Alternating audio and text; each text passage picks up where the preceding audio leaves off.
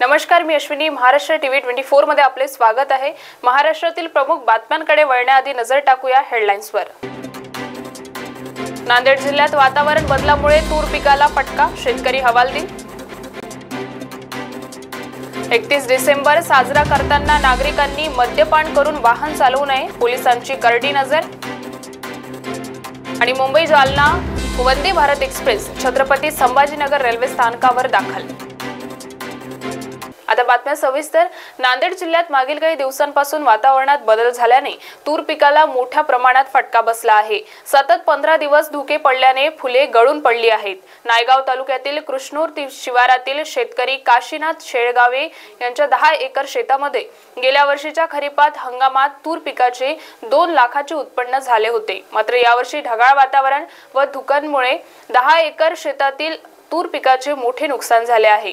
लागवडीचा खर्च निघणार नाही, अशी प्रतिक्रिया कृष्णूर येथील शेतकरी काशीनाथ शेळगावे यांनी दिली आहे. काशीनाथ बाबूराव शेळगावे, वय आहे 37 आणि मी शेती करतो आज 10-15 वर्ष झालं सर.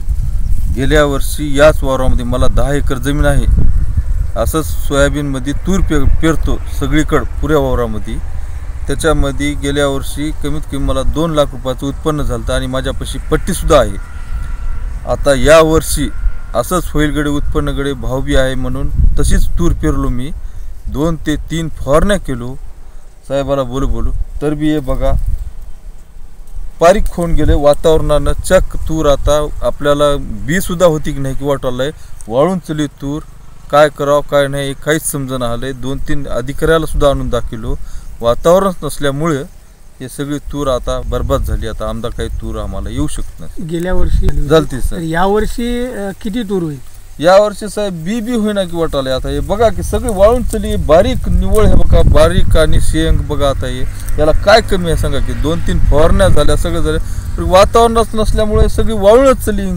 उभ्या त्या वाळून चली बघा. पुरं वावर बघा तुम्ही, काहीच हाती येऊ शकत नाही. आता फक्त निघालं तेवढं उगं पेरलं तेवढं बी वगैरे काही झालं तर बरं होते म्हणून आल्या डाळी करता आपल्या घरी 2-4 मन काही हो जाव एखादी क्विंटल म्हणा असं होच वाटाले. आता 10 एकर पेरलेली हो सर. आता एक वावराच्या बाहेर काढायला महाग पडते. आता समजा बडून सोयाबीन कापायचं म्हणलं तर मला कमीत कमी 7-8 हजाराला गुत्त द्यावं लागते बायाला. 31 डिसेंबर सर्वत्र मोठ्या उत्साहात व जोमाने साजरा केला जातो. या दिवशी नागरिक वेगवेगळ्या पद्धतीने सरत्या वर्षाला निरोप देतात व नवीन वर्षाचे स्वागत करत असतात.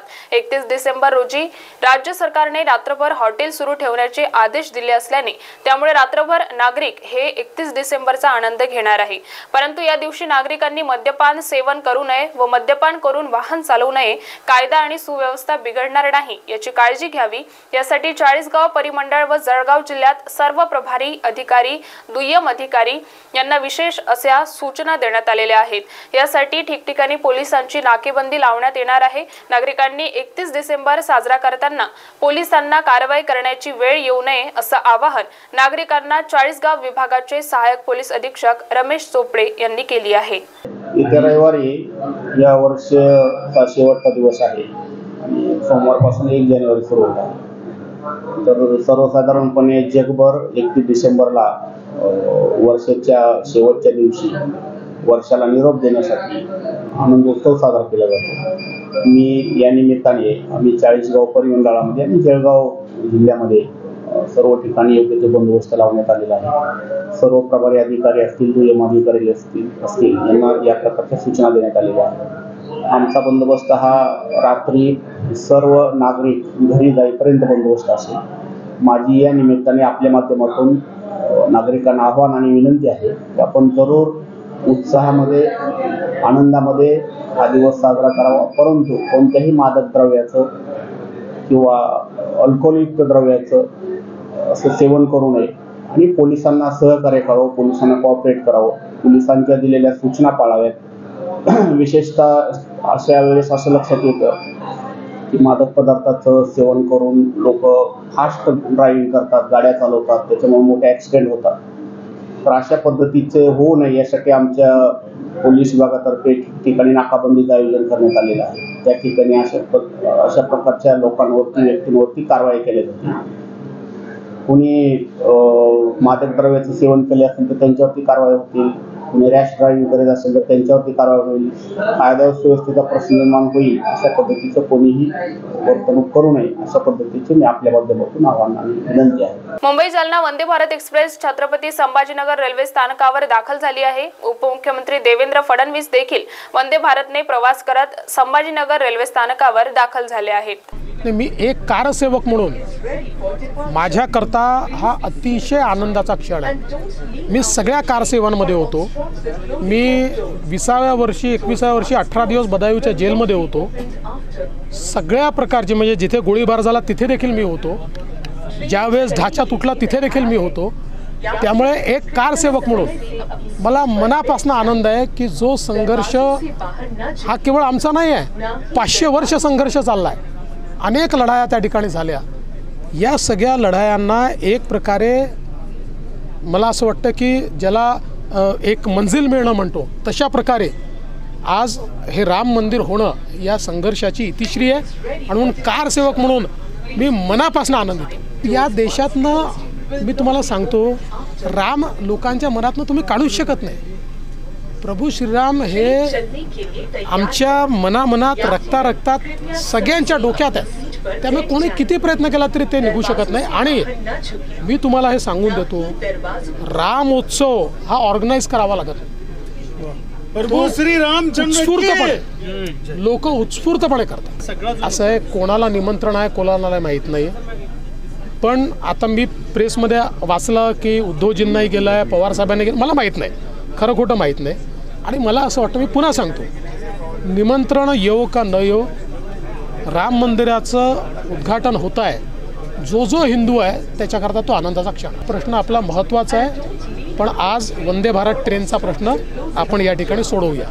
आमच्याकरता मंदिर हा विषय राजकारणापेक्षा पलीकडे आहे. आम्ही नेहमीच हे सांगितलं आहे की मंदिर हा राजकारणाचा निवडणुकीचा विषय नाही.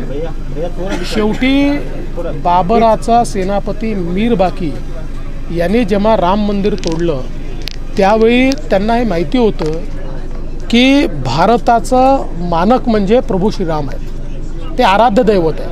आणि त्यांना हे दाखवायचं होतं की तुमच्या देवालाही आम्ही शिल्लक ठेवत नाही तर तुम्ही कोण आहात. याकरता ती एक गुलामीचं प्रतीक म्हणून ते राम मंदिर, ते बाबरी ढाचा त्या ठिकाणी तयार केला होता राम मंदिर तोडून. आणि म्हणून हे केवळ एक मंदिर नाही, मंदिर तर अनेक आहेत. हे मंदिर भारताच्या अस्मितेचं द्योतक आहे. गुलामीचं प्रतीक हटवून भारताने पुन्हा आपलं जे खरं प्रतीक आहे सांस्कृतिक ते त्या ठिकाणी स्थापित केलं. प्रमुख बातम्यांमध्ये वेळ झाली आहे छोट्याशा विश्रांतीची. बघत रहा Maharashtra TV 24. Integrity super specialist hospital and research institute of Nagpur अब नागपुर में अत्याधुनिक सुविधाओं के साथ ICU, modular operation theatre, maternity surgery and laparoscopy surgery, orthopaedic and joint replacement, dialysis unit, pathology and pharmacy. Our address Vinoba Nagar, Kharbi ring road, Nagpur. Our contact 8668792352 9801980100. Gangotri builders and developers घेऊन येत आहे NATP व महारेरा मान्यता प्राप्त मंजूर लेआउट रामनगर नावाने मौजा, बेलगाव, उमरेडमध्ये रेसिडेन्शियल आणि कमर्शियल प्लॉट उपलब्ध. Umred Nagpur highway touch layout. फक्त 21,000 रुपये देऊन प्लॉट बुक करा व 12 महिन्याची दीर्घ मुदत घ्या. प्रत्येक प्लॉट बुकिंगवर 5 निश्चित उपहार. Colour LED TV, fridge, micro oven, washing machine आणि मिक्सर. आमची वैशिष्ट्ये: भव्य व आकर्षक प्रवेशद्वार, प्रशस्त सिमेंट कॉन्क्रीटचे रस्ते, इलेक्ट्रिक पोल्स, स्ट्रीट लाईट, पक्क्या नाल्या, इलेक्ट्रिक DP, झाडांसह ट्री गार्ड, आकर्षक कंपाऊंड वॉल, बोरवेलची व्यवस्था, सुंदर बगीचा निर्मिती, कॉर्नर पूल, आणखी इतर सुविधाएं. बँक फायनान्सची सुविधा उपलब्ध. 100% सुरक्षित गुंतवणूक. सोनं घेण्यापेक्षा सोन्यासारखे प्लॉट खरेदी करा. संपर्क करा.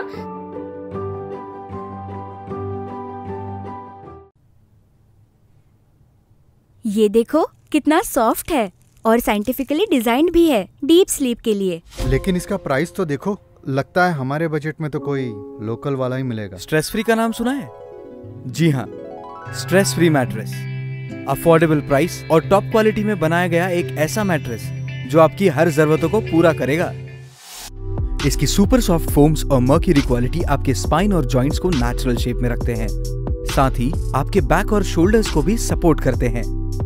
दिन भर की थकान के बाद ये मैट्रेस आपको देती है एक चैन की नींद का एहसास और हर रोज आपको नए चैलेंजेस से लड़ने के लिए तैयार करती हैं।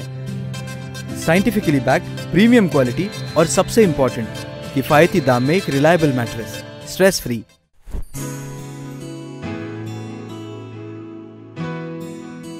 Stress free mattress. Rest your body and soul. Available in all leading stores near you.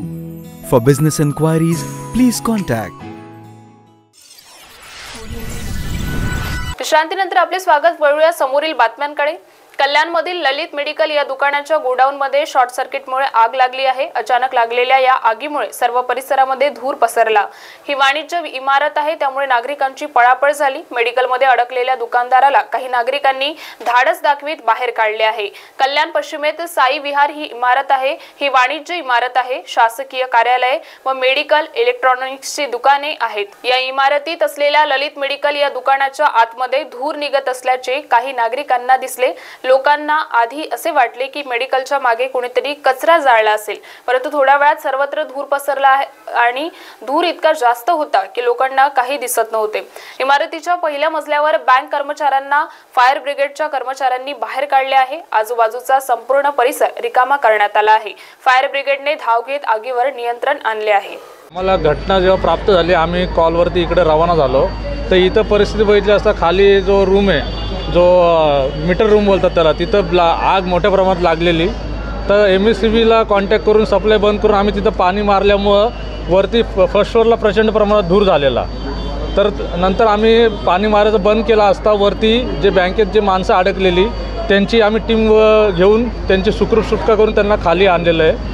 तर अशा प्रकारे या आगीवरती नियंत्रण मिळवून त्यांची सुटका केलेली आहे. खाली मेडिकलला आग लागल्यामुळे वरती जास्त प्रमाणात धूर झाला पाणी मारल्यामुळे. आता पाणी तर मारणं गरजेचं आहे, कारण आग होती ना. मागे गल्लीत चहा पीत उभे होतो आणि तेवढ्याच समोर आग लागली. तर आम्हाला वाटलं की आजूबाजूच्या सोसायटीने कचरा जायला असेल.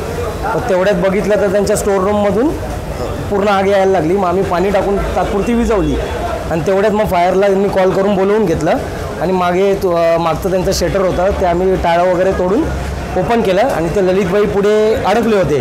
तर आम्ही आतमध्ये एंटर करत होतो त्यांना काढायला, बट धूर एवढा होता की आतमध्ये कोण अडकलं समजत नव्हतं. प्रयत्न केला त्यांना काढायचा, पण 10-15 मिनिटांनंतर त्यांचा हात आमच्या हातात आला आणि मग त्यांना आम्ही बाहेर घेऊन आलो. निवडणुकीच्या निमित्ताने का होईना खासदार अमोल कोल्हे यांना शेतकऱ्यांचा आक्रोश दिसला आणि त्यामुळे ज्या त्यांच्या मतदारसंघात खासदार हरवले आहेत असे बोर्ड लागत होते तिथं आता दिसू लागले आहेत. जनतेच्या प्रश्नासाठी रस्त्यावर उतरले की निवडणुकीच्या भीतीने उतरले हे जनता त्यांना दाखवून देईल. ते रस्त्यावर उतरले यातच अजित पवार यांनी केलेल्या भविष्यवाणीची ताकद दिसून येत आहे, अशी प्रतिक्रिया युवक प्रदेशाध्यक्ष सूरज चव्हाण यांनी दिली आहे. लोकसभा निवडणुकीच्या तोंडावर आज अमोल कोल्ह्यांना शेतकऱ्यांचा जनाक्रोश दिसला आणि ते रस्त्यावर उतरले. अनेक वर्ष त्या मतदारसंघातील लोक खासदार हरवले म्हणून बॅनर लावले होते. शेवटी त्या भागातल्या जनतेला लोकसभेच्या निवडणुकाच्या निमित्तानं का होईना खासदाराचं दर्शन झालं आणि त्यांना शेतकऱ्यांचा आक्रोश 3-4 वर्षांनी समजला. हेच महत्वाचं होतं. जनतेच्या प्रश्नासाठी रस्त्यावर उतरलेत की निवडणुकीच्या भीतीपोटी रस्त्यावर उतरलेत हे जनता येणाऱ्या काळात त्यांना सांगेल. ज्या खासदारांनी 3 वर्ष मतदारसंघाचं तोंड बघितलं नव्हतं, आज त्यांना रस्त्यावर उतरावं लागते. यातच अजितदादांनी केलेली भविष्यवाणीचं भविष्य दिसून येते. गोंदिया जिल्हा हा धानाचा जिल्हा अशी महाराष्ट्रामध्ये ओळख. मात्र आज धानाची शेती नुकसानीत जात असताना गोंदिया जिल्ह्यातील एका शेतकऱ्याने चक्क बोराची शेती केली असून या बोराच्या शेतीने त्या शेतकऱ्याला लखपती बनवले आहे. गोंदिया जिल्ह्यातील सडक तालुक्यात असलेल्या ग्राम शिंदेपार येथील शेतकरी प्रवीण देवदास काबगते या शेतकऱ्याने ही किमया केली आहे. त्यांनी आपल्या संपूर्ण 10 एकर शेतात बोरांची झाडे लावली आहे. Apple bore, green apple bore, Kashmiri bore तर बाल सुंदरी बोर संपूर्ण 10 एकरात लावली आहेत. आता त्यांना या सर्व प्रक्रियेत या शेतकऱ्याला 12 लाख रुपये खर्च आला आहे. मात्र 1 महिन्यात त्यांना 8 लाखांचे उत्पन्न मिळाले आहे. हंगामासाठी 2 महिने शिल्लक असून सुमारे 25 ते 30 लाख रुपयांचा नफा अपेक्षित आहे. त्यामुळे या नगदी पिकाने या शेतकऱ्याला लखपतीच्या पंक्तीत बसवले आहे. माझ्याकडे सध्या परिस्थिती 10 एकर क्षेत्रावर ॲपल बोरची लागवड झालेली आहे आणि ती मागील 8 वर्षापासून सतत सुरूच आहे. लागतचा विचार केला तरी प्रतिवर्षी प्रति एकर जवळपास 1,20,000 रुपये खर्च येतो आणि वार्षिक पीक असल्या कारणानं त्याच्यामध्ये दरावर थोडा अवलंबून असते, नाहीतर 2 लाख 1.5 लाख एवढा नफा नक्कीच, 1.5 लाख रुपये तर नक्कीच निघून जातो. रेट चांगले मिळाले तर 2 लाख रुपये प्रति एकर एवढा नफा नक्कीच निघून जातो. पद्धत म्हटलं तर लागवडीचा अंतर आहे आपला 15 बाय 10. त्याच्यानंतर प्रति एकरी झाडं आहेत 300 झाडं बसतात, 280 बसतात, अंतरावर डिपेंड राहतो तो.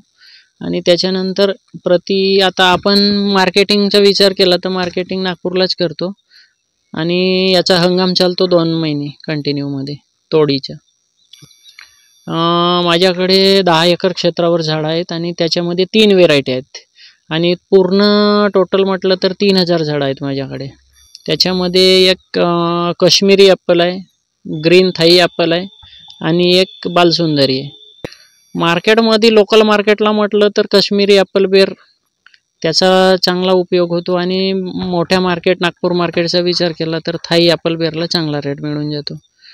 30 रुपये पर केजी, 40 रुपये पर केजीपर्यंत दर जातो. शेतकऱ्यांना संदेश द्यायचा म्हटलं तर नक्कीच नवीन प्रयोग करून शेतीत बदल केल्याशिवाय समोरची शेती सुकर होण्याचा मार्ग त्याच्यातूनच आपल्याला प्राप्त होऊ शकतो. म्हणजे नवीन प्रयोग करणेच आहेत. मग ॲपल बोरचा करा, पेरू लागवडीचा करा किंवा पपई लागवडीचा करा, कोणता तरी एक, पण आधुनिक शेती करा, नक्कीच त्याच्यामध्ये प्रॉफिट मिळून जाईल. मी राहतो शिंदेपारला. कमीत कमी मला वर्ष झाली, इथं 10 वर्षे म्हणजे नेहमी झालेच. तरी पण मी आता नेमकं रोजही पण जातो ना, मला 250 रुपये रोजी मिळतात. मी आपल्या नेहमी मालकाकडेच जातो. एकच मालिक आहे आपलं, प्रवीण कापगते, त्यांच्या इथं म्हणजे 10 वर्ष झाले. अशी शेती जशी केला तर आपल्याला सर्वांना रोजगार मिळते. आपल्या इकडे माझ्याबरोबर तरी 20-25 लोक काम करतात रोजचे. त्यांना असेच रोजगार देतात. रोजगारसाठी असे आपल्या इकडे तिकडे कुठं न भटकावं लागत नाही. आपल्या गावामध्ये बहुत रोजगार भेटत आहे. अशी सर्वांना शेतकऱ्यांना शेती करायला पाहिजे का आपल्या गोरगरिबांना सर्व मजुरी मिळतात, म्हणजे इकडे तिकडे न भटकता आपल्यालाच गावामध्ये रोजगार मिळणार. प्रमुख बातम्यांमध्ये वेळ झाली इथेच थांबण्याची. बघत रहा महाराष्ट्र टीव्ही 24. उत्तर दक्षिण नैवेद्यम रेस्टोरेंट अब आपके लिए नए अंदाज में. नैवेद्यम स्वाद ऐसा जो एक बार आए उनका दिल खाने बार बार ललचाए. जहां आपको मिलेगा भारत के हर कोने का स्वाद, वो भी एक ही छत के नीचे. साफ सफाई का विशेष ख्याल. तो देर किस बात की, आज ही आइए नैवेद्यम उत्तर दक्षिण और लीजिए एक बेहतरीन स्वाद सिर्फ नैवेद्यम के संग. हमारा पता प्रताप नगर चौक नागपुर और माउंट रोड सदर नागपुर. बॉस ने मीटिंग बुलाई. बाहर उठो बैठो. तकलीफ उठने बैठने की नहीं, तकलीफ बवासीर की है. बवासीर फिशर भगंदर पाइलोनियल साइंस का आयुर्वेद तथा आधुनिक लेजर से उपचार. कॉल या विजिट करें www.pilesfistulacure.com.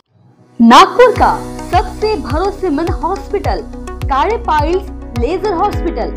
हमारे यहाँ आयुर्वेदिक व लेजर से उपचार होता है. Anal fissure, anal fistula, piles, kidney stone है, ओबेसिटी से परेशान है, वेट लॉस करना चाहते हैं, पीसीओडी एंड मेंस्ट्रुअल प्रॉब्लम्स, महिलाओं में अनकंट्रोल्ड यूरिन का प्रॉब्लम है और वजाइनल रिजर्वेशन करवाना चाहते हैं, अपने चेहरे पर असमयी झुर्रियां, त्वचा पर काले दाग आ रहे हैं, आर्थराइटिस प्रॉब्लम्स जैसे कि कमर या घुटनों का दर्द, बालों का झड़ना, असमय सफेद होना, सीने में जलन, पेट फूलना तथा एसिडिटी पर सफल आयुर्वेदिक उपचार, ये सब प्रॉब्लम्स आप झेल रहे हैं तो अभी आए नागपुर के सबसे अच्छा hospital Kale Ayurvedic piles laser hospital में, जहां आपको मिलेगा सब समस्या का निवारण. और address Kale Ayurvedic piles laser hospital, Umred road, Dighori bus stop के पास, दिघोरी नागपुर. और कॉन्टैक्ट नंबर 755838 7079 और 9423105824।